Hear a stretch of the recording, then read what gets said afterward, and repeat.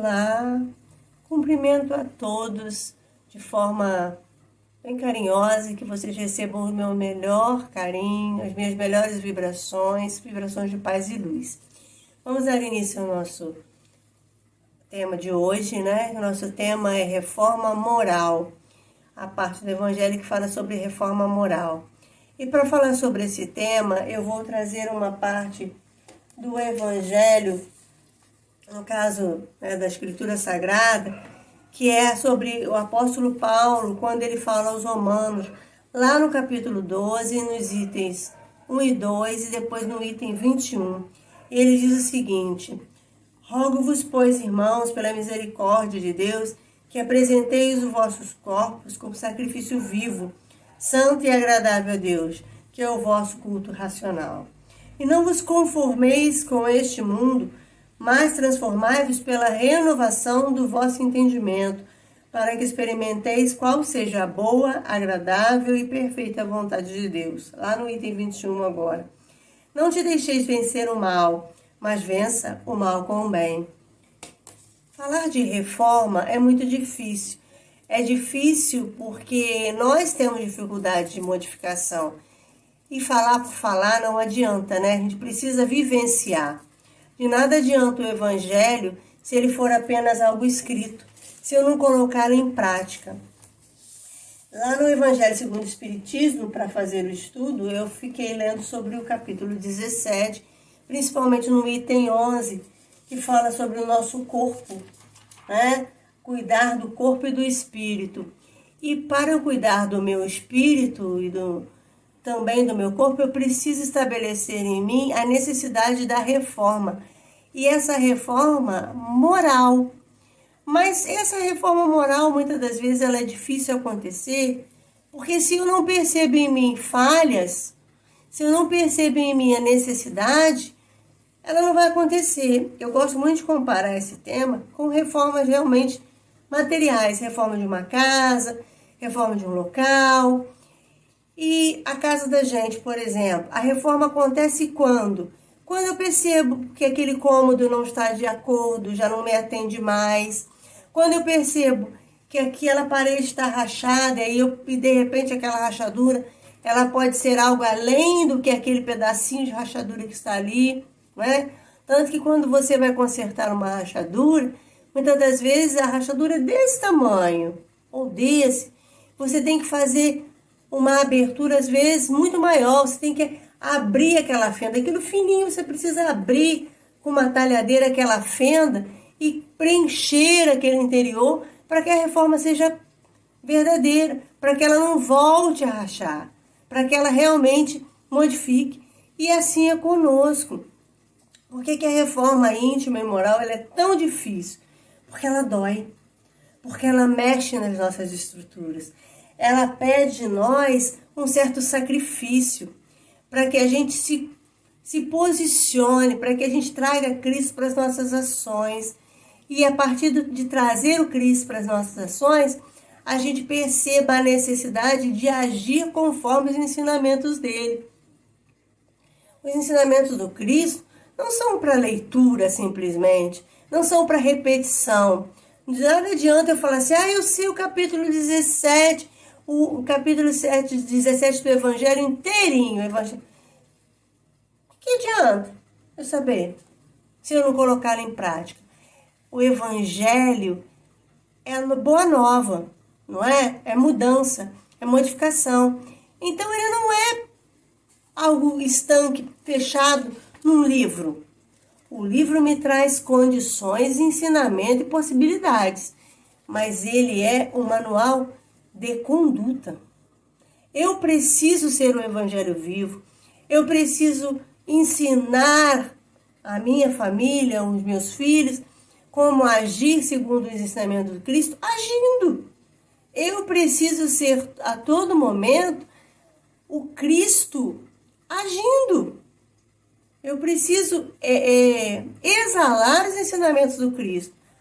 E isso é necessário e só acontece quando eu me permito essa mudança. Como dói. Porque eu tenho que abandonar vícios. Eu tenho que abandonar situações confortáveis, posturas, seja ela física. Ah, eu tô sentada de qualquer jeito aqui, olha. Beleza, de qualquer jeito eu sentei, relaxei. Isso é agradável. Mas quando eu me coloco de forma postural, correta, isso incomoda, porque me dói, muitas das vezes. E assim a reforma moral, ela exige de mim algumas mudanças, exige de mim alguns acertos, alguns ajustes, alguns apertos que eu tenho dificuldade de fazer. É igual a reforma numa casa. Para eu fazer, eu tenho que ter recursos, né? Eu tenho que ter disposição, eu tenho que estar pronto para passar por alguns sacrifícios que muitas das vezes a pessoa faz uma reforma tendo que ficar dentro daquele ambiente. É a poeira, é a sujeira, é o cansaço que ele vai passar ali dentro, é o desconforto, é o aborrecimento, é a destruição de um móvel, de uma outra coisa que não seria reformado, de um cano que estoura, que você não estava prevendo. E assim é conosco. A nossa reforma, ela vai mexendo, ela vai abrindo fendas e vai percebendo que, às vezes, aquela atitude que eu tenho no dia a dia que não é de acordo, não é tão ortodoxa, tão correta, ela é a ponta de uma fenda, de um mofo, chamado orgulho, chamado vaidade, chamado arrogância, chamado violência, que às vezes eu trato o outro e ninguém percebe num determinado ambiente, porque aquilo acontece no meu ambiente familiar. Então eu preciso me reformar. A reforma moral, ela é essencial. Como o apóstolo Paulo fala, não vos conformeis. Esse conformeis que o apóstolo traz aqui, não é de conformar. Ah, eu vou sair, eu não estou conformado, estou revoltado. Não é isso. É o conformar mesmo. Conforma. Eu me lembro disso quando eu era muito nova, que eu li essa parte, alguém foi e me explicou isso, que ficou muito claro para mim. É estar numa forma. É eu não me enquadrar com determinadas situações e perceber que eu preciso ser diferente, sem ferir o outro. Não vos conformeis com este mundo, mas transformai-vos pela renovação do vosso entendimento. Transformar é você, e muitas das vezes até trazer transformação para aquele ambiente, para que seja diferente. A gente precisa disso. Mas é com o mal? Não, o apóstolo Paulo diz lá no capítulo 21 que a gente precisa vencer o mal com o bem, com ações do bem. Eu posso viver em qualquer ambiente, eu posso permear por qualquer instância, comunidade, grupo, que age da forma que escolheu para si. Mas eu não preciso agir da mesma forma. Sem falar que eu preciso, como Cristo diz, ver a minha luz brilhar. Brilhar é a vossa luz. Eu preciso ser um ponto de luz em determinadas situações.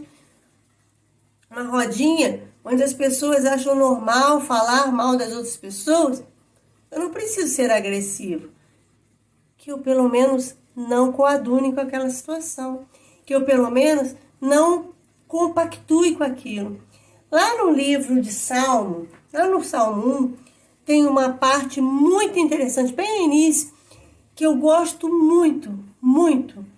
E isso é muito interessante para a gente, que traz para essa necessidade. O Davi, né, ele salmodia dizendo assim: bem-aventurado o varão, quer dizer, a pessoa, que não anda segundo o conselho dos ímpios, antes tem o seu prazer na lei do Senhor, e na sua lei medita de dia e de noite. Então é importante demais que eu posso estar numa situação, conviver com as pessoas, mas eu não preciso. Ah, mas todo mundo estava fazendo. Não precisa todo mundo. Não é assim que a gente fala às vezes para os filhos da gente? Ah, meu colega estavam todos bebendo. Eu tinha que beber. Você não tinha que beber. Você não tinha. Entendeu? Você pode fazer as suas escolhas. Você pode estar com as pessoas em determinadas situações, e existem situações que a gente precisa evitar, é óbvio. Porque a gente não é super-herói. A gente precisa, às vezes, evitar alguns ambientes e algumas situações. Mas eu não preciso fazer o que os outros fazem. Simplesmente porque os outros estão fazendo. Você não é todo mundo. E a gente não precisa disso. Então, que fique aqui o que eu entendo sobre isso. A reforma moral, ela é urgente, necessária e essencial à nossa, vamos dizer assim, à nossa evolução, ao nosso progresso, à nossa aproximação. Nós precisamos exalar o Cristo, nós precisamos exalar o perfume de Cristo nas nossas ações.